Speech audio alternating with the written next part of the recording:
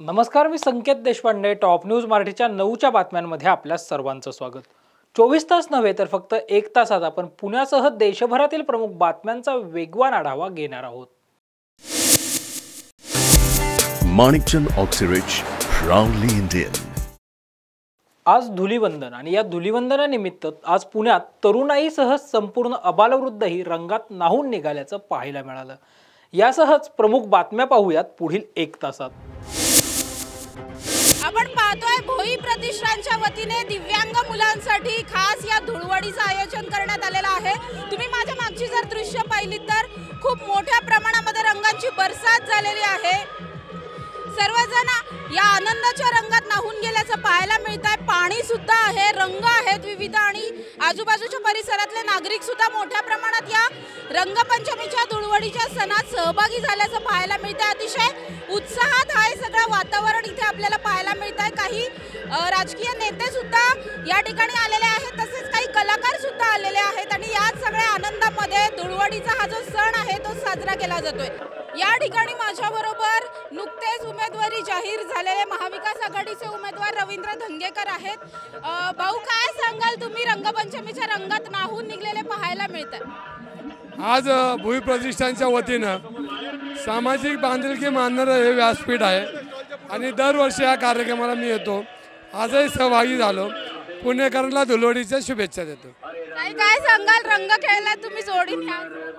हो, खूप आनंद होतोय. रंग आज धुळवडे. मी सगळ्या तमाम पुणेकरांना धुळवडीच्या हार्दिक शुभेच्छा देते आणि भोई प्रतिष्ठान दरवर्षी हा कार्यक्रम भरवतो. आम्ही दरवर्षी इथं येऊन सगळ्यांना भेटतो आणि रंगाचा आनंद घेतो.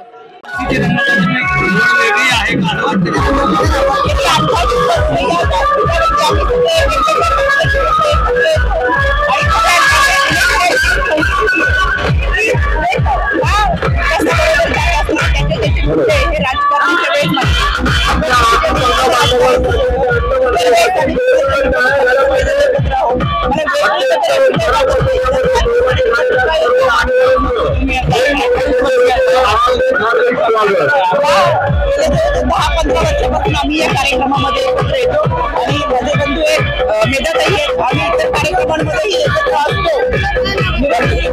मात्र आम्ही आमचे विचार मांडत नक्कीच माझ्या त्यांना शुभेच्छा आहेत की एक बहीण म्हणून आमच्या दोघींच्या शुभेच्छा त्यांना आहेत.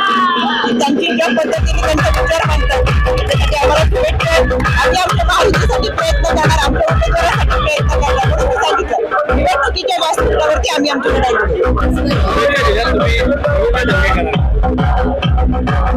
माझं हेच आवाहन आहे विकसित भारताच्या अभियानामध्ये सहभागी होईल.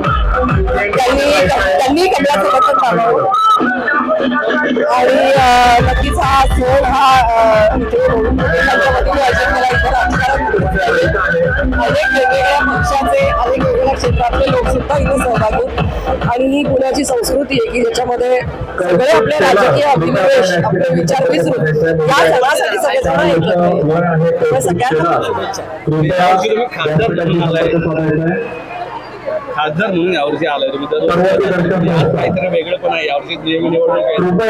यावर्षी खासदार म्हणून आले, यावर्षी निवडणुका आहेत लोकसभेच्या. सगळ्यांना आपण विकसित भारताच्या रंगामध्ये सहभागी होऊ. माझ्याबरोबर प्रतिष्ठानचे प्रमुख मिलिंद भोई आहेत. सर, काय सांगाल? दरवर्षीप्रमाणे यंदाच्या वर्षी सुद्धा हा कार्यक्रम तुम्ही आयोजित केलाय. काय नेमका उद्देश असतो या कार्यक्रमामध्ये? गेली 28 वर्ष विशेष मुलांसाठी आपण रंग महोत्सव करतोय. या विशेष मुलांच्या आयुष्यात आनंदाचे आणि उत्साहाचे रंग निर्माण करण्यासाठी भोई फाउंडेशन 28 वर्ष करते. सर, आता आपण पाहतोय की खूप मोठ्या प्रमाणात सगळेच इथे एकत्र येऊन रंगपंचमी धुळवड साजरी करताना पाहायला मिळतोय. सामाजिक एकतेचा संदेश खूप मोठा आहे या रंगांच्या माध्यमातून, सणाच्या माध्यमातून. याबद्दल काय सांगा? मला असं वाटतं की सर्वांनी एका रंगात मिक्स व्हावं, एकत्र यावं आणि एकमेकांना धरून राहावं. हा उद्देश धुलीवंदनच्या निमित्ताने आपण देतोय, तोच या ठिकाणी आपण देतोय. कॅमेरामन पियुष शेरवडेकर सह समृद्धी जाधव, टॉप न्यूज मराठी, पुणे. धुळवड आहे. राज्यात सगळीकडे आपल्याला धुलीवंदनाचा उत्साह पाहायला मिळतोय. सगळेजण रंगांमध्ये राहून निघालेले आहेत. पुण्यात सुद्धा असंच वातावरण आहे. पुण्यातल्या रस्त्यांमध्ये, चौकांमध्ये खूप मोठ्या प्रमाणात तरुणाई जी आहे ती रंग खेळताना आपल्याला पाहायला मिळते. असाच काही तरुणांचा ग्रुप माझ्याबरोबर आहे. काय वाटतं तुम्हाला? तुम्ही आज खूप सगळे मस्त रंगात न्हावून निघालेले आहात. रंगपंचमी आहे, धुलिवंदन आहे, कसं सेलिब्रेट करताय? धुलिवंदन आहे, आम्ही खूप मजा करतोय. सकाळपासून आम्ही सगळे एकत्र आहोत आणि आम्हाला रंग खेळण्यामध्ये खूप मजा येते. सगळे आज मित्र या निमित्ताने एकत्र आलेत आणि आम्ही सगळेजण रंग खेळून मजा करतोय या सगळ्या पुण्यातल्या सगळ्या परिसरात. होळीच्या दुसऱ्या दिवशी धुलिवंदन साजरं केलं जातं. नेमकं कारण माहिती आहे का तुम्हाला धुलिवंदन का साजरं करतात? हा पानगळीचा सगळा सीझन आहे, त्यामुळे झाडाची पानं पडलेली असतात आणि त्याचं काय करायचं म्हणून त्याचं आदल्या दिवशी होळीमध्ये त्याचं दहन केलं जातं आणि दुसऱ्या दिवशी ती धुलवड उधळली जाते. आणि आता उन्हाळा सुरू होईल म्हणून शरीराचा दाह कमी व्हावा म्हणून पाण्यात आपण रंग खेळतो. नक्कीच हा जो सण आहे सगळे एकत्र येऊन सेलिब्रेट करतात. खूप सामाजिक एकोपा आपल्याला या एका सणामध्ये तसं पाहायला मिळतं. तर याकडे तुम्ही कसे पाहता?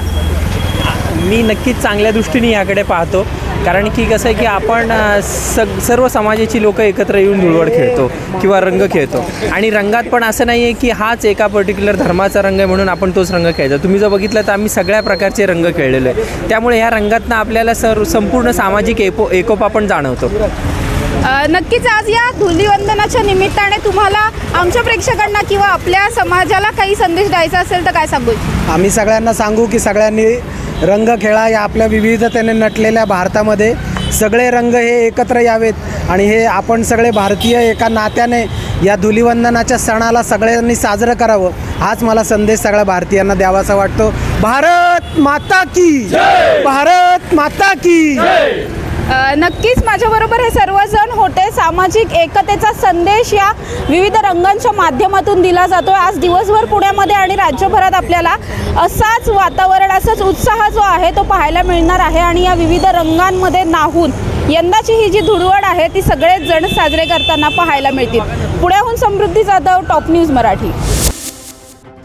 आगामी लोकसभा निवडणुकीच्या पार्श्वभूमीवर भारतीय जनता पक्षाकडून उमेदवारांची यादी जी आहे ती जाहीर करण्यात आलेली 5वी यादी भारतीयकडून जाहीर करण्यात आली. आणि ही यादी जाहीर करत असताना भाजपाकडून काही अनपेक्षित चेंजेस जे आहेत ते लोकसभेच्या रिंगणामध्ये उतरल्याचं पाहिजे. म्हणजे कंगना रनावतला लोकसभेची उमेदवारी देणं असेल किंवा रामायणामध्ये प्रभू श्री रामचंद्रांची भूमिका साकारणाऱ्या अरुण गोविल यांना लोकसभेच्या रिंगणामध्ये उतरवणं असेल. या सगळ्या बरोबरीनेच जर आपण पाहिलं तर महाराष्ट्रामधून सुद्धा जयसिद्धेश्वर स्वामींचा पत्ता कट करत राम सातपुतेंना उमेदवारी देणं असेल तर असे काही प्रमुख चेहऱ्यांचा यामध्ये समावेश आपल्याला पाहायला मिळतो. मेरठमधून जर आपण पाहिलं तर अरुण गोविल यांना उमेदवारी देण्यात आलेली आहे. कंगना रनावतीला हिमाचल प्रदेशमधल्या मंडी लोकसभेमधून जे आहे ते भाजपनं लोकसभेची उमेदवारी देऊ केलेली आहे.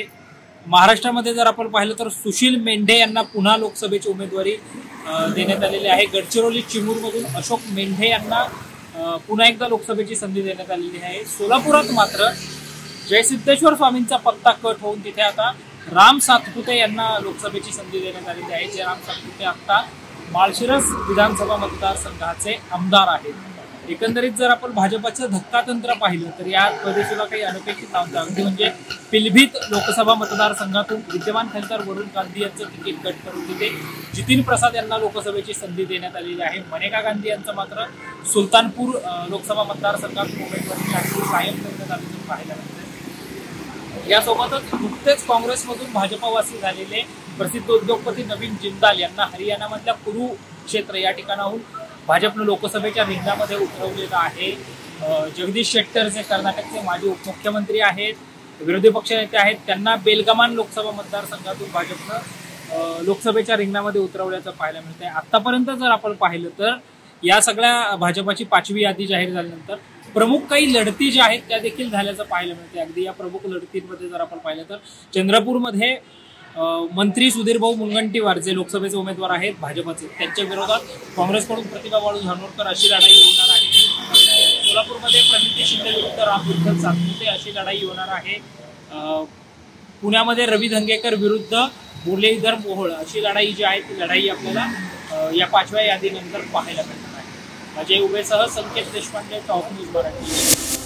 निवडणुकीचा रणसंग्राम सुरू झालेला आहे आणि या रणसंग्रामामध्ये भारतीय जनता पक्षाकडून नुकतीच 5वी यादी जाहीर करण्यात आली आणि या 5व्या यादीमध्ये सोलापूरमधून माळशिरस विधानसभेचे जे आमदार आहेत राम विठ्ठल सातपुते यांच्यावर भाजपाने लोकसभेची जबाबदारी सोपवल्याचं पाहायला मिळतंय। राम सातपुते यांना भाजपाकडून लोकसभेची उमेदवारी मिळाल्याचं पाहायला मिळतंय। तर काँग्रेसकडून माजी गृहमंत्री सुशीलकुमार शिंदे यांच्या कन्या आमदार प्रणिती सुशीलकुमार शिंदे यांना लोकसभेची उमेदवारी जी आहे ती मिळाल्याचं पाहायला मिळतंय। मात्र काल राम सातपुते यांना उमेदवारी जाहीर होताच प्रणिती शिंदेंकडून एक लेटर जे आहे, एक पत्र जे आहे ते राम सातपुते यांना लिहिण्यात आलं आणि या पत्रामध्ये तुम्हाला उमेदवारी मिळाल्याबद्दल तुमचे नक्कीच आभार किंवा तुमचं नक्कीच कौतुक आहे असं म्हणत प्रणिती शिंदे यांनी समाजामध्ये फूट न पडता 40 दिवस आपण प्रचार करत राहू असं म्हटलं होतं आणि या पत्राला राम सातपुते यांनी देखील जशाच तसं उत्तर दिल्याचं पाहायला मिळतं की एवढे वर्ष समाजामध्ये फूट पाडण्याचं, जातीपातीत फूट पाडण्याचं काम कोणी केलं असा सवाल राम सातपुते यांनी या पत्राला उपस्थित केल्याचं पाहायला मिळतंय। तर ऊसतोड कामगाराच्या मुलावर भारतीय जनता पक्षाने जो विश्वास सोपवला तो विश्वास सार्थकी लावण्यासाठी मी निश्चित प्रयत्न करेल असं देखील राम सातपुते यांनी आपल्या पत्रामध्ये म्हटल्याचं पाहायला मिळतं। एकंदरीतच हे जे पत्र आहे म्हणजे प्रणिती शिंदेंचं पत्र, त्याला राम सातपुतेंनी दिलेलं प्रत्युत्तर, यामुळं राजकीय वर्तुळामध्ये हा संपूर्ण लेटर वॉर जो आहे तो चर्चेचा विषय बनल्याचं पाहायला मिळतं आहे। कॅमेरा पर्सन पियुष अरवडेकरसह संकेत देशपांडे, टॉप न्यूज मराठी, पुणे। रविवारी भारतीय जनता पक्षाच्या 111 उमेदवारांची 5वी यादी जाहीर करण्यात आली। या यादीत महाराष्ट्रातील 3 जणांचा समावेश करण्यात आला असून महाराष्ट्रातील सोलापूर मतदारसंघातून राम सातपुते यांना उमेदवारी देण्यात आल्यानंतर राम सातपुते यांनी भारतीय जनता पक्ष, प्रधानमंत्री नरेंद्र मोदी, केंद्रीय गृहमंत्री अमित शाह, पक्षाचे राष्ट्रीय अध्यक्ष JP नड्डा यांच्यासह राज्याचे नेते देवेंद्र फडणवीस यासोबतच महायुतीच्या सर्व नेत्यांचे आभार मानलेत। आताच भारतीय जनता पार्टीने माझी सोलापूर लोकसभेसाठी उमेदवारी घोषित केली। मी पार्टीच्या सर्व नेत्यांचे खूप खूप धन्यवाद व्यक्त करतो। देशाचे यशस्वी प्रधानमंत्री माननीय नरेंद्रजी मोदी, देशाचे यशस्वी गृहमंत्री माननीय अमितजी शाह साहेब, भारतीय जनता पार्टीचे राष्ट्रीय अध्यक्ष JP नड्डाजी, भारतीय जनता पार्टीचे राज्याचे नेते माननीय देवेंद्रजी फडणवीस साहेब, प्रदेश अध्यक्ष बावनकुळे साहेब आणि महायुतीच्या सर्व नेत्यांचे खूप खूप धन्यवाद व्यक्त करतो।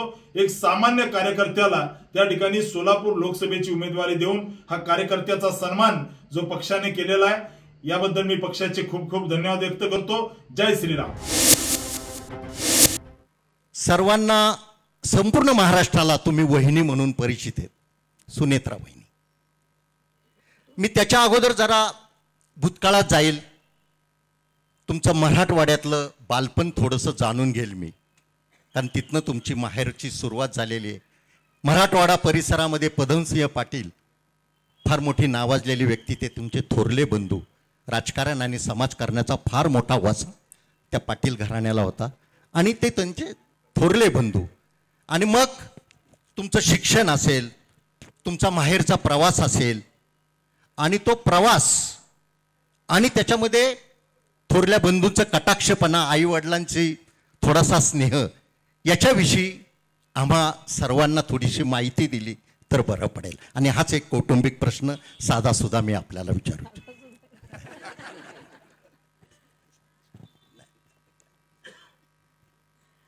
नमस्कार सगळ्यांचं या कार्यक्रमामध्ये स्वागत।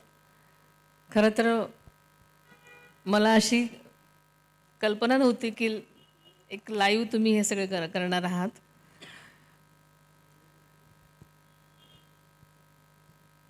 एक दादांची पत्नी वहिनी म्हणून मी सगळ्यांनाच परिचित आहे, पण आपल्याला सगळ्यांनाच माहिती आहे की लोकसभेच्या निवडणुकीचं बिगुल वाजलं आणि ही वहिनी जरा जास्तीच सगळ्यांना माहिती झाली TV-वरनं।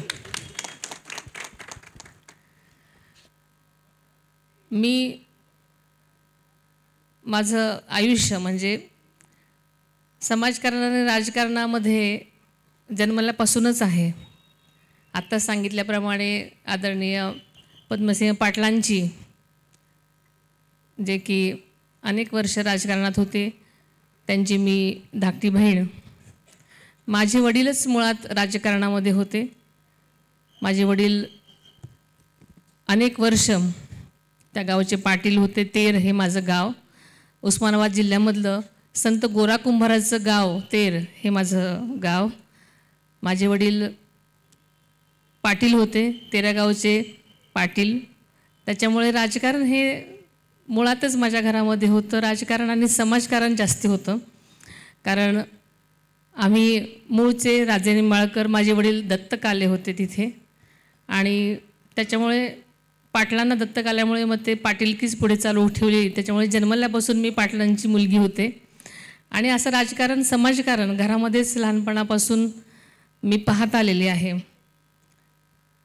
1985 साली आदरणीय दादांबरोबर माझा विवाह झाला, पण त्याच्या आधी माझं 10वीपर्यंतचं शिक्षण तेरमध्येच एका छोट्याशा गावामध्ये झालं. माझं कॉलेजचं शिक्षण 11वी लातूरला झालं, राजर्षी शाहू कॉलेजमध्ये, आणि त्याच्या पुढचं शिक्षण आम्ही मराठवाड्यातले असल्यामुळे मराठवाडा युनिव्हर्सिटी औरंगाबादला तिथेच हॉस्टेलची सोय असल्यामुळे आम्ही तिथे शिकायला गेलो. सरस्वती भुवन विद्यालयामध्ये माझं पुढचं सगळं शिक्षण झालं. माझं ग्रॅज्युएशन तिथेच झालं, हॉस्टेलमध्ये मी राहत होते. आणि 85 साली आदरणीय दादांशी माझा विवाह झाला आणि मी पवारांची सून झाले. 1963 सालचा तुमचा जन्म, बरोबर. 1985मध्ये दादांशी विवाह झाला आणि मराठवाड्यावरनं प्रवास सुरू झाला आणि सासरी आला बारामतीमधनं काटेवाडी या ठिकाणी. दादांचा त्या लग्नाच्या वेळेचा स्वभाव आणि आत्ताचा स्वभाव यात काही साम्य? आम्ही तुम्हाला नाही विचारायचं तर मग कोणाला विचारायचं? तसा फारसा फरक नाही आहे, पण तेव्हा ते असतं ते वय तरुण वय असतं तेव्हा ते. अरे तुम्ही टाळ्या तर वाजवा ना.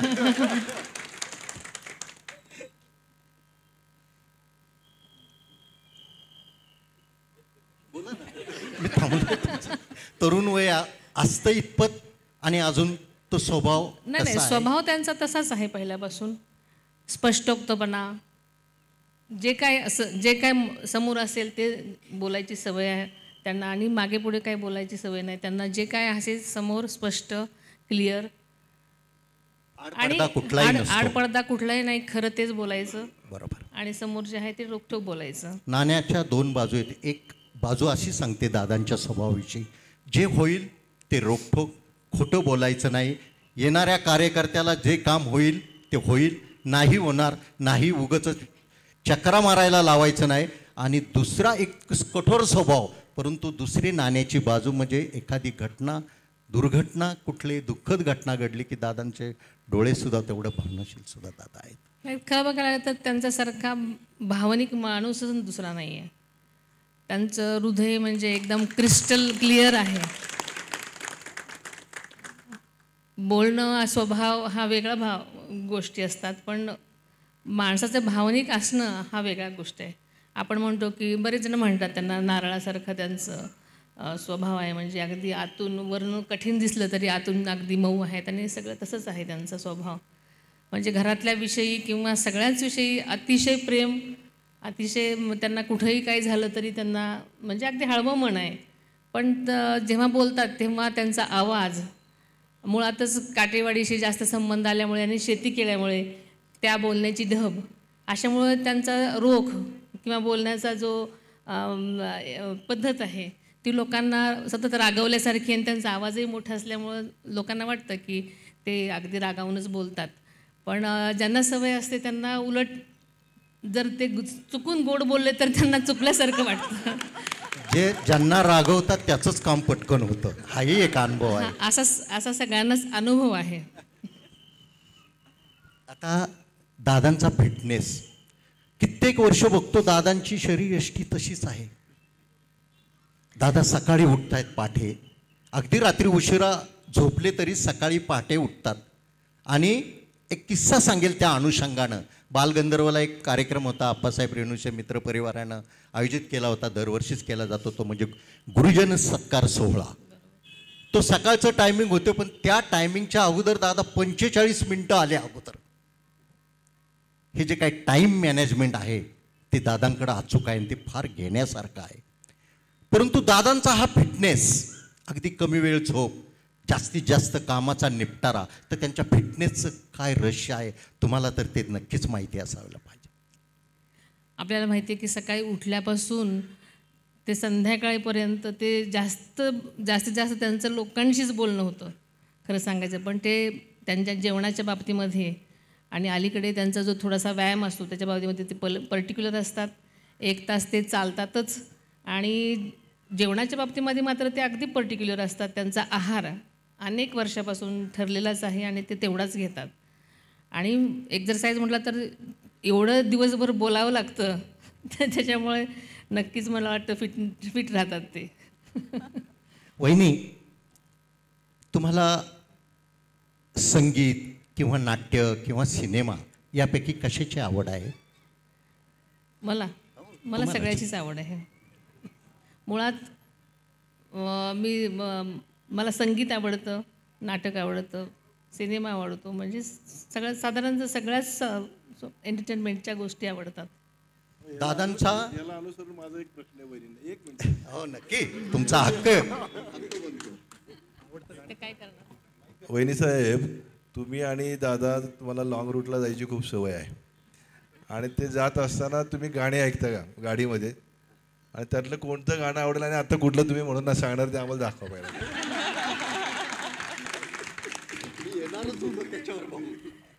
नाही, आम्हाला दोघांनाही संगीत आवडतं आणि प्रवास करताना तर अर्थातच गाणी ऐकतच जातो. आणि दादांना किशोर कुमार, आशा भोसले, लता मंगेशकर, खास करून राजेश खन्नांची गाणी आवडतात. अमिताभ बच्चनची गाणी म्हणजे ज्यांच्या सिनेमात काम केलं ती गाणी आवडतात. साधारणतः सगळीच गाणी आवडतात. संगीत आवडत असल्यामुळे मोस्टली सगळीच गाणी आवडतात. वहिनी, 1985 साली दादांशी विवाह झाला तुमचा. 1985 ते पुढचं 2025, पुढच्या वर्षी तब्बल 40 वर्ष तुमच्या लग्नाला पूर्ण होत आहे. होय. त्या 1985 सालापासून ते आज ताग आहेत. दादांच्या समवेत एकांतात दोघांनी पाहिलेला कुठला चित्रपट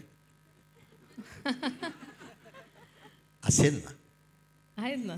मग सांगा ना. अलीकडे तर अनेक सिनेमा पाहतो, कारण अलीकडे टी व्हीवरती किंवा नेटफ्लिक्स थिएटरमध्ये जाऊन पाहिलेला सिनेमा. थिएटरमध्ये लग्नाच्या आधीच पाहिलेला होता. काय मी प्रश्न विचारतो? म्हणजे लग्न जमल्यानंतर. थोरल्या बंधूंना आवडलं ते? लग्न जमलेलं होतं त्याच्यामुळे प्रश्नच नव्हता. बघा, पडद्यामागची मोठी भूमिका दादांची तुम्ही पार पडताय, ती यशस्वीपणे.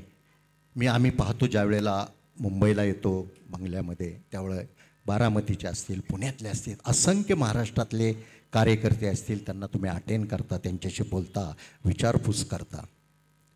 हा सर्व गाडा जो तुम्ही ओढत आहात आणि यशस्वीपणे ओढत आहात, मग घरच्यांकडनं साथ किंवा तुमच्या 2 मुलांकडनं साथ ही कशा प्रकारे तुम्हाला मिळते? हा सर्व संसार सांभाळत असताना. मुलं लहान असताना मी फर्स्ट प्रायोरिटी माझ्या संसारालाच दिली आणि अजूनही कुठलीही कामं करत असताना माझ्या फर्स्ट प्रेफरन्स माझ्या सांसारिक गोष्टींनाच असतो. माझे घरातल्या गोष्टी, मुलं, नातेवाईक, घरातली माणसं आणि दादांची माणसंसुद्धा, आणि त्याच्यानंतरच मी बाकीच्या गोष्टी करते. त्याच्यामुळे मला वाटतं की माझ्या कामामध्ये त्याच्यामुळे अडचणच येत नाही, कारण मी माझी कर्तव्य पार पाडूनच ह्या बाकीच्या गोष्टी करत आलेली आहे. जे दुहेरी महत्त्वाची भूमिका तुम्ही यशस्वीपणे पार पाडताय. आता एखादा जर प्रश्न विचारला तुम्हाला आवडतं शहर कुठलं, बारामती, पुणे, मुंबई का दिल्ली, तर कुठलं सिलेक्ट करता? सध्या तरी मला बारामती, मुंबई आणि पुणे ह्या तीनच ठिकाणी मी जास्ती राहते. त्याच्यामुळे मला सुरुवातीला बारामतीच आणि काटेवाडी आवडायचं. नंतर माझी मुलं आणि दादा अनेक वर्ष राजकारणाच्या निमित्तानं मंत्री असल्यामुळे मुंबईत मुलं शिकली आणि माझं वास्तव्य गेली 25-30 वर्ष तिथेच आहे. म्हणजे येऊन जाऊन मी बारामती, पुणे आणि मुंबई असं माझं रोजच म्हणजे नेहमीच आठवड्याला जाणं येणं असतं. त्याच्यामुळे या तिन्ही शहरामध्ये ठिकाणी मला आवडतं. म्हणजे अनेक गाण्यामधनं जसं भाऊंनी सांगितलं, कारण भाऊंचाही गाण्याशी, आप्पाचाही ह्या गाण्यांशी फार मोठा जवळचा संबंध आहेत. कधी संधी आली तर तेही सोडत नाहीत ते, कारण लोकांच्या आग्रहात.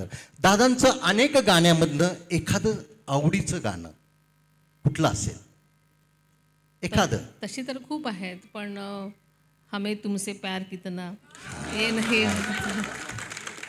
आलो मी, म्हणजे ट्रॅकवर आलोय. दादांशी कधी असं निवांत बोलायला मिळालं, गप्पा गोष्टी जरा थोडीशी? तुम्हाला काय वाटतं? मला काय वाटतं, मला तुम्ही सांगितल्याशिवाय कसं? नाही, अलीकडच्या काळामध्ये निवांत बोलायला होत नाही, पण बोलायला वेळ मिळतो.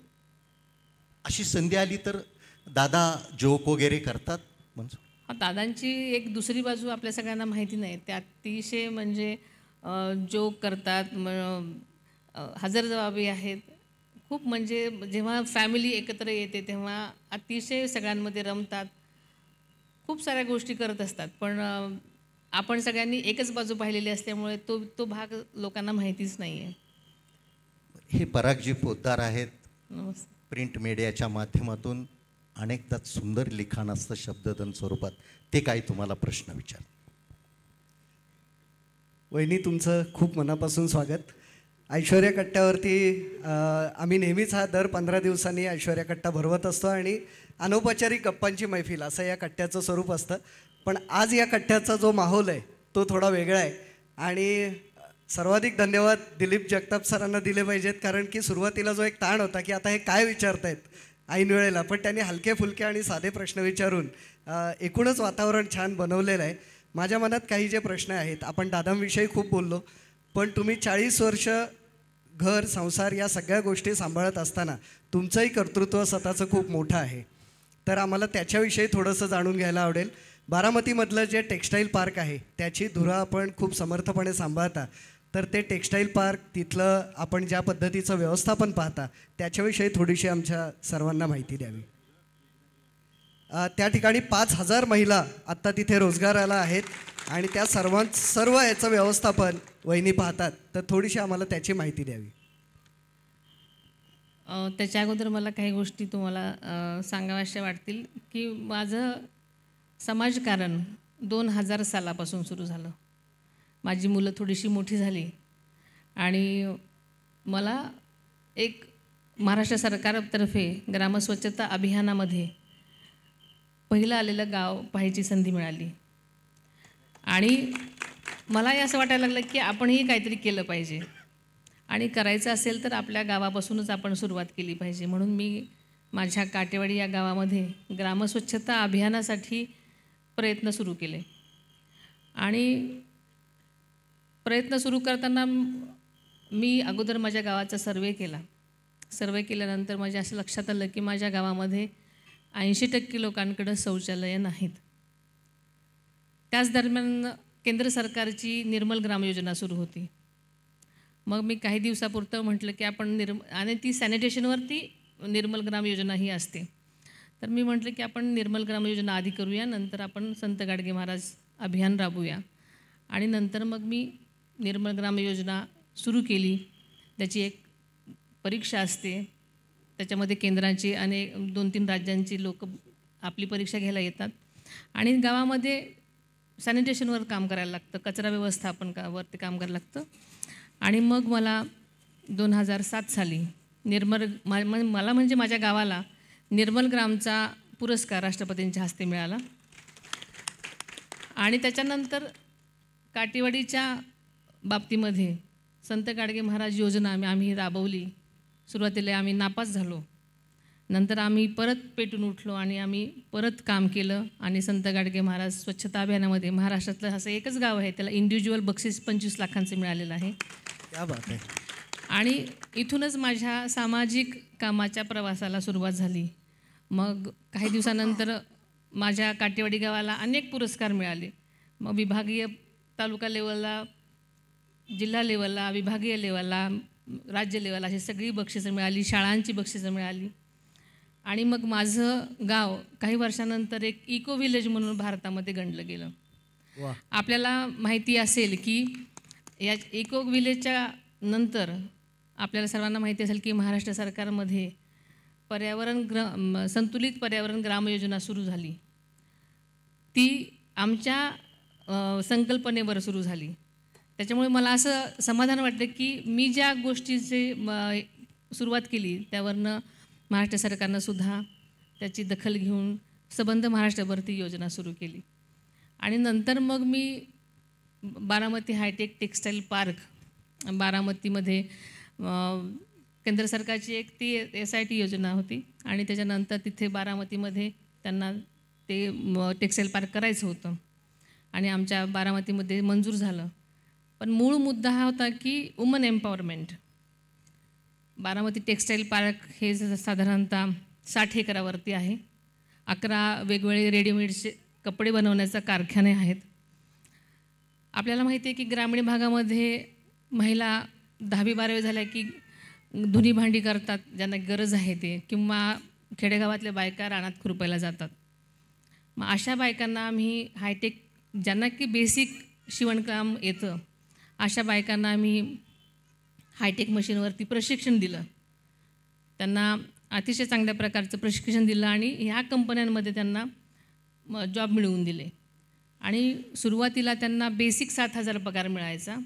नंतर त्यांचं जे स्किल जर त्यांचं चांगलं असेल तर त्यांच्या नगावर आम्ही पैसे द्यायला सुरुवात केली, म्हणजे प्रत्येक कंपनीने. आणि आता एक महिला जवळजवळ 30,000, 50,000 हजारपर्यंत पगार मिळवते. आणि माझ्या बारामती भागातल्या आणि तिथल्या जवळपासच्या तालुक्यातल्या जवळजवळ 3,500 बायका आज तिथे काम करत आहेत. तर असं हे टेक्स्टाईल पार्क, त्याची मी चेअरपर्सन आहे. आणि महिला सक्षमीकरण जे आपण म्हणतो त्याचं एक उत्तम उदाहरण आहे. आणि आपल्याला माहिती आहे की एखादी महिला तिच्या स्वतःच्या पायावर जेव्हा उभी राहते, सन्मानाने जगते, आपलं कुटुंबामध्ये तिची मान उंचावते, सन्मानाने जगामध्ये सुद्धा तिला सन्मान मिळतो. आणि जेव्हा ती स्वतःच्या कमावलेल्या गाडीवरती स्वतः जेव्हा जाते तेव्हा तिची ती ऐट बघण्यासारखी असते. आणि हेच समाधान आहे आणि हेच वुमन एम्पॉवरमेंट आहे. धन्यवाद वहिनी. आपण ज्याचं जे आत्ता उदाहरण सांगितलं वुमन एम्पॉवरमेंट, हे फक्त नुसत्या बोलण्याच्या गोष्टी नसतात, तर प्रत्यक्षामध्ये आपण ते करून दाखवलेलं आहे. आणि आज महिलांची संख्या बहुसंख्य आहे, या सर्वांनाच आपला अभिमान वाटत असेल. आपण समाजकारणाविषयी सांगितलं, राजकारणाविषयी सांगितलं, तसंच शिक्षणाच्या क्षेत्रातही आपलं योगदान महत्त्वाचं आहे. पुणे विद्यापीठावरती आपण सिनेटवर होतात, तर 3 वर्ष आपण त्या सिनेटवरती होतात, 3 वेळा होतात. तर कृपया आपली पुणे विद्यापीठामधली जी कारकीर्द होती त्याविषयी थोडंसं आम्हाला सांगा. आपल्याला माहिती असेलच तर विद्याप्रतिष्ठान या शैक्षणिक संस्थेची मी विश्वस्त आहे. आमच्या या संस्थेमध्ये जवळजवळ 30,000 विद्यार्थी शिकतात. मेडिकल कॉलेज सोडलं तर जवळजवळ सगळ्याच प्रकारची कॉलेजेस आहेत. दोन्ही प्रकारचं मीडियम आहे, इंग्लिश मीडियम, मराठी मीडियम आहे. आणि SSC, CBSE आणि ICSE असे 3 बोर्ड आहेत. सगळ्या प्रकारची कॉलेजेस आहेत. इंजिनिअरिंग कॉलेज आहे, आर्ट्स सायन्स कॉमर्स कॉलेज आहेत, BEd DEd सारखे कोर्सेस आहेत, आर्किटेक्चर कॉलेज आहे. आणि जवळजवळ 30,000 विद्यार्थी ते शिकतात. आणि विद्याप्रतिष्ठानच्या या कॉलेजचं सगळं व्यवस्थापनामध्ये माझा सहभाग असल्यामुळे मला पुणे विद्यापीठामध्ये जाण्याची संधी मिळाली. आणि तिथे आम्ही अनेक महत्त्वपूर्ण आणि तिथेसुद्धा मला मॅनेजमेंटमध्ये जाण्याची संधी मिळाली. मॅनेजमेंट कमिटीवर मी होते, त्याच्यामुळे अनेक चांगले निर्णय आम्ही तिथे घेतले. आपल्याला माहिती आहे की तिथे खाशाबा जाधव ऑडिटोरियम केलेलं आहे. आणि अशा अनेक मोठ्या मोठ्या पॉलिसीज जेव्हा आम्ही तिथे केल्यात त्याचा सहभाग मी तिथे असताना घेता आला आणि विद्यापीठामध्ये काम करता आलं, ह्याचं मला समाधान वाटतं. वहिनी, आता हे उपस्थित महिलांना आत्ता कळालं असेल की पडद्यामागची आणि पडद्यापुढची पण वहिनी किती सक्षमपणे भूमिका पार पडतात. बघा, एवढा टेक्स्टाईल मिल असतील, शैक्षणिक संस्था असतील, विद्यापीठ असेल इकडचं, त्याच्यानंतर दादांची पडद्यामागची भूमिका असेल, कार्यकर्त्यांची रेलचेल असेल, कौटुंबिकाला वेळ द्यायचा असेल, मग एवढं टाईम मॅनेजमेंट. आणि तुमच्याकडं तुमच्या पर्सनॅलिटीकडं बघितलं तर असं वाटणार नाही, कारण तुम्ही सतत आत्तापर्यंत कॅमेऱ्याच्या दूर राहिलेले आहात. आत्ता आम्ही पाहतोय. मग हे टाईम मॅनेजमेंट तुम्ही कसं अचीव करता की ज्यांनी करून एक आयडॉल म्हणून आमच्या महिलांना या ठिकाणी एक संदेश तुमच्याद्वारे जाईल? मला काम करताना मी माझ्यासाठी आणि माझ्या समाधानासाठी करत होते. मला कुठं दाखवायचं नव्हतं किंवा मला काही सिद्धही करायचं नव्हतं. कधीही माझ्या मनामध्ये कुठल्या गोष्टीचं असं काही एम नव्हतं की मला हे कशासाठी तरी करायचं होतं. मला स्वतःला काम करायची ती जिद्द होती. मला स्वतःला ते स्फूर्ती होती की मला माझ्या हातून काहीतरी घडलं पाहिजे. आपण म्हणतो की आपण सतत काहीतरी आपण घेण्याचाच विचार करतो नेहमी, कधीतरी देण्याचा विचार केला पाहिजे. म्हणून मला असं वाटायचं की आपण समाजासाठी काहीतरी दिलं पाहिजे. कारण लहानपणापासून मी हे बाळकडू पाहत आलेले आहे की कारण माझ्या वडिलांनी नेहमीच हे सतत समाजकारण करताना सतत लोकांचा गोतावळा असायचा आणि आपण आपल्यापेक्षा लहान लोकांसाठी किती केलं पाहिजे किंवा लोकांसाठीच आपण सतत देत राहिलं पाहिजे हे त्यांनी शिकवलं होतं लहानपणापासून. त्याच्यामुळे तो गुण माझ्याकडे आला असेल कदाचित आणि मला असं वाटायचं की आपणही काहीतरी जमेल तसं आपण केलं पाहिजे आणि म्हणून तसाच मी प्रयत्न केला. जागतिक महिला दिन नुकताच साजरा केला. जागतिक महिला दिन असेल, पत्रकार दिन असेल, ज्येष्ठ नागरिकांचा ऐश्वर्या कट्ट्यावर मोठ्या उत्साहात आणि दिमाखात त्यांचा सन्मान केला जातो आणि हीच खरी खासियत आहे आमच्या ऐश्वर्या कट्ट्याची. तुम्ही या निमित्तानं महिलांना काय संदेश देता? माझं महिलांना एवढंच म्हणणं आहे की महिलांनी महिलांचा सन्मान केला पाहिजे, खरं पहिली गोष्ट. आणि महिला सक्षमीकरण जेव्हा आपण म्हणतो, पण महिलांबरोबरच आज आपण जेव्हा सगळीकडे बोललं जातं की आपण पुरुषांच्या खांद्याला खांदा लावून आपण वाटचाल करत आहोत किंवा खांद्याला खांदा लावून आपण काम करत आहोत, तेव्हा महिलांबरोबर पुरुषांचं आणि मुलांचंही सक्षमीकरण झालं पाहिजे असं मला वाटतं. कारण ही संसाराची किंवा गाड्याची 2 चाकं आहेत आणि ती जेव्हा समांतर आणि बरोबर चालतील तेव्हाच हा समाज सुधारेल. आणि म्हणून मला असं वाटतं की सगळ्यांनीच एकमेकांचा सन्मान केला पाहिजे, रिस्पेक्ट केला पाहिजे, अंडरस्टँड केलं पाहिजे एकमेकांना आणि महिलांनी खास करून महिलांना समजून घेतलं पाहिजे, महिलांनी महिलांचा सन्मान केला पाहिजे आणि हेच सक्षमीकरण आहे असं मला वाटतं. कदाचित तुम्ही सकाळपासून बाहेर पडला असेल ताई भाऊ आणि दिवसभर तुम्ही वेगळ्या ठिकाणी भेटी देत आहे. मग त्या सोसायटी असतील, ग्रामीण भागातले असतील स्थळं, वेगळे गाव असेल, खेडोपाडी असेल, एकंदरीत काय अनुभव सांगतोय तुमचा या रेलचेलमध्ये? मी त्या राजकीय दृष्टी अजिबात विचारत नाही की वेगळ्या ठिकाणी गेला असेल तिथला काय अनुभव असेल, ग्रामीण भागातला काय अनुभव असेल, वाड्या वस्त्यावरचा काय अनुभव असेल, लोकांचा उत्साह काय? नाही, आम्ही वेगवेगळ्या ठिकाणी म्हणजे बारामती साईडला पण मी जाते, पुणे साईडला पण जाते, भोर वेल्या साईडला पण गेले. पण जिथे जाईल तिथे माझं अतिशय मनोभावे प्रेमाने स्वागत होतं आणि सगळ्यांना मी आपलीशी वाटायला लागले असं वाटतं. आणि मला वाटतं हेच सगळ्यात महत्त्वाचं आहे.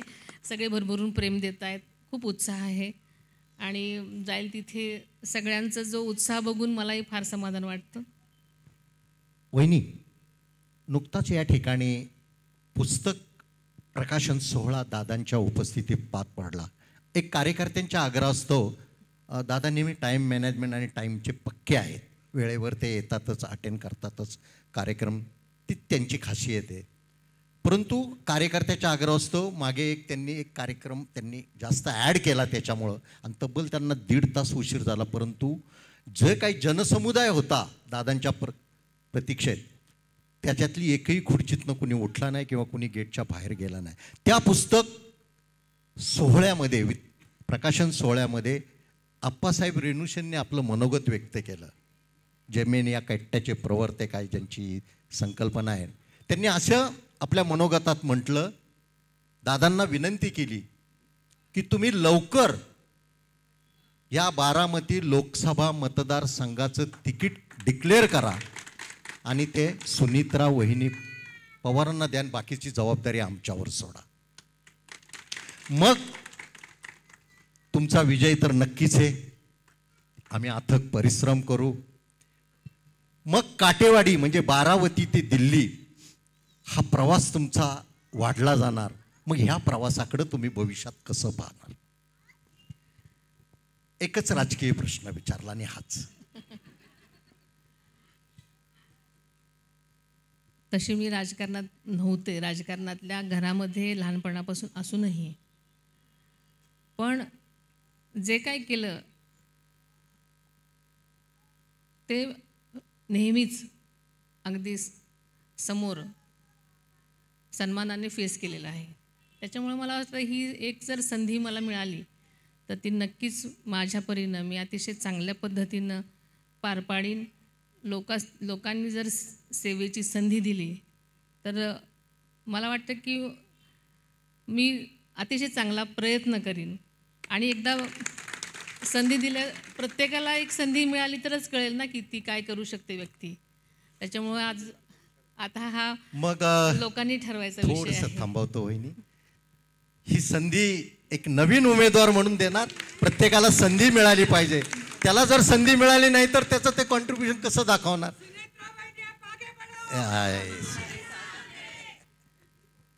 तर हा प्रवास आम्ही, आणि त्या निमित्तानं आम्हाला तुमच्याकडनं वहिनी एक कमिटमेंट, एक कौटुंबिक नात्यामधनं, तुम्ही खासदारपदी विराजमान होणार, विजयी होणार यात तिळमात्र शंका नाही. परंतु विजयी झाल्यानंतर आमच्या कट्ट्याला 3 महिन्याच्या आत भेट द्यायची. नक्की आमची काहीतरी मागणी असेल ना. जरूर. धन्यवाद. याच्यानंतर आमचे सचिनजी डिंबळे आहेत, जे शिक्षक क्षेत्राचं त्यांचं नेतृत्व आहे आणि युनियनचं ते काम पाहतात. त्यांना काय 1-2 प्रश्न विचारायचे. मला वाटलं ताई एकच प्रश्न. आत्ता संपूर्ण मनोगतातनं जे आम्हाला माहिती नव्हतं हे कट्ट्याच्या माध्यमातून सर्व दक्षिण पुण्यातील लोकांना कळलं की तेरागावच्या पाटलांची सुकन्या एका राजकीय घराण्याची सून झाली आणि जे DNA मध्ये असतं ते कुठं वाया जात नाही याची प्रचिती आम्हाला तुमच्या आत्ताच्या वक्तृत्वातून कळाली. किती काही केलं तरी राजकारणातील सुसंस्कार, अजितदादा राजकारणात जेवढे खंबीर आहेत तेवढ्या तुम्ही समाजकारणातही खंबीर होतात आणि आहात, हे आम्हा सर्वांना आत्ता तुमच्या मनोगतातून कळलं. तुम्ही सांगितलं, मी एक तुमची इंटरव्ह्यू वाचला होता, तसं तेरगाव तुमचं असेल पण काटेवाडीला तुम्ही सर्वस्व मानलं. तिथल्या काटे नावाच्या सरपंचांची मुलाखत वाचली होती की लोक उठायच्या अगोदर तुम्ही हातामध्ये खराटा घेऊन काटेवाडी झाडायला सुरुवात केली होती, त्या एका जिद्दीने. खरी सून कशी असते. आणि आमची वहिनी, दादा आणि वहिनी महाराष्ट्रामध्ये एकमेव जोडपं कोण असेल तर अजितदादा आणि सुनेत्रा वहिनींचं. आमची अपेक्षा एवढीच आहे ताई की आम्हाला सर्वांना आत्ता कळलं, आमच्या भगिनींना कळलं, दक्षिण पुण्यातील महिलांना कळलं की एक महिला स्वतः खराटा घेऊन काटेवाडीला राष्ट्रीय स्तरावरचं 21 लाखाचं बक्षीस देते. एक महिला विश्वस्त म्हणून विद्याप्रतिष्ठानमध्ये कार्यरत असताना सिनेटवर 1दा-2दा नाही 3 वेळा जाते. स्वकर्तृत्वातून अनेक सुशिक्षित बेरोजगारांचे प्रश्न सोडवते. ती तिथेच थांबत नाही. ती सर्व महिलांना माहिती असेल, सर्वांना फेसबुकच्या माध्यमातून माहिती असेल, इको व्हिलेज म्हणजे चला खेड्याकडे हा महात्मा गांधींचा मूलमंत्र होता. इको व्हिलेज ही तुमचं मी भाषण ऐकलं एक, बारामतीला आम्ही संघटनेच्या कामानिमित्त आलो होतो तेव्हा. इको व्हिलेज नावाची सिस्टीम जो आत्ताचा आपला 12 मावळ भागाचा छत्रपतींनी या घोडदळीतून घोड्यांच्या टापांचा अजूनही कानाला लावला की आवाज येतो असा 6 विधानसभा मतदारसंघाचा तुमचा मतदारसंघ, जिथे छत्रपतींनी शपथ घेतली रायरेश्वरावर, छत्रपतींची पहिली राजधानी राजगडावर, छत्रपतींचा पहिला तोरण बांधलेला किल्ला तोरणा आपल्याच मतदारसंघात, आणि छत्रपतींच्या पाळणा हल्ला तोही पुरंदरमध्ये, आणि धर्मरक्षक संभाजी महाराजांचा जन्मही पुरंदरमधला. ताई अनेक धरणं आपल्या मतदारसंघामध्ये, आणि ह्या सर्व गोष्टीमध्ये महिलेचं खुरपं हातामध्ये देताना सेंद्रिय खताचं महत्त्व आपण ओळखलं. लोक युरिया आणि फॉस्फेट हे टाकून आपलं जीवन बर्बाद करायला लागलेत, पण तुम्ही सेंद्रिय खताचं महत्त्व ओळखल्यानंतर ह्या भागातील शेतकऱ्यांसाठी, आमच्या सगळ्या महिला भगिनी आहेत ह्या शेतकऱ्यांच्याच कन्या आहेत, भोर, वेल्हा, मावळ, मुळशी, सासवड, बारामती किंवा सांगली या भागात नाही इथे आलेल्या आहेत. सेंद्रिय खताचं महत्त्व आपण ओळखल्यानंतर सेंद्रिय खताच्या शेतीविषयी आपला अनुभव जरा महिलांशी शेअर करा अशी विनंती आहे. कारण का कृषी खातं हे आपल्या घरादाराशी संबंधित आहे. त्यामुळं कृषी पर्यटन, कृषी खातं या संदर्भामध्ये आपण सेंद्रिय खताबद्दलची जाणीव जागृती बारामती भागातील लोकांमध्ये केली आहे हे आम्हाला माहिती आहे. याबद्दलची थोडीशी माहिती आपण या भागातील महिलांना द्यावी. याच्यामध्ये आपल्याला अजून 2-3 गोष्टी सांगायच्या राहून गेलेल्या आहेत. म्हणजे तसं बघायला गेलं तर मी अनेक गोष्टी करत होते. मी महाराष्ट्र ॲग्रो टुरिझमची पण मी संस्थापक अध्यक्ष आहे. म्हणजे तिथूनच ॲग्रो टुरिझमची सुरुवात झाली आणि ज्या ॲग्रो टुरिझमच्या संस्था आहेत आज जिकडे तिकडे आहेत त्या मार्क्सशी संलग्न आहेत. खरं सांगायचं तर करोनाच्या नंतर आरोग्याचं महत्त्व आपल्याला सगळ्यांना समजलेलं आहे. त्याच्यामुळे की सेंद्रिय भाज्या म्हणा किंवा शेती म्हणा किती आवश्यक आहे याचं महत्त्व आपल्याला सांगायला नको. आपल्याला माहिती आहे की प्रदूषण हे फक्त शहरामध्येच नसतं. प्रदूषण हे छोट्या छोट्या गावांमध्ये सुद्धा असतं. मी सुरुवातीला काम करत असताना माझ्या काटेवाडी गावामध्ये जे इको विलेज म्हणतो त्यासाठी प्रदूषणावरही काम केलं. आपल्याला माहिती आहे की गावांमध्ये जास्तीचं जास्त प्रदूषण हे शेतांमध्ये होतं. कारण आपण अलीकडच्या पिकांवरती खूप सारी फर्टिलायझर्स फवारत असतो. प्रत्येक पिकांसाठी वेगवेगळ्या प्रकारची घातक फर्टिलायझर्स असतात. अलीकडे आपल्याला माहिती झालं की आपण असे देशी गाई आणि शेण वगैरे आपण अलीकडे वापरतो. पण मधल्या काळामध्ये त्याचा वापर फार कमी झालेला होता आणि फर्टिलायझर्सचा वापर खूप वाढला होता आणि त्याच्यामुळे प्रचंड प्रमाणामध्ये हे शेतीमध्ये प्रदूषण वाढलेलं होतं. साखर कारखाने व इतर कारखाने पण गावांमध्ये असल्यामुळे त्याच्यामध्ये तिथेही प्रदूषण वाढलेलं होतं आणि अशा प्रदूषणामुळे अनेक गोष्टींचा प्रभाव पिकांवरती फळांवरती होत होता आणि तो अर्थातच आपल्या मानवजातीवर होत होता.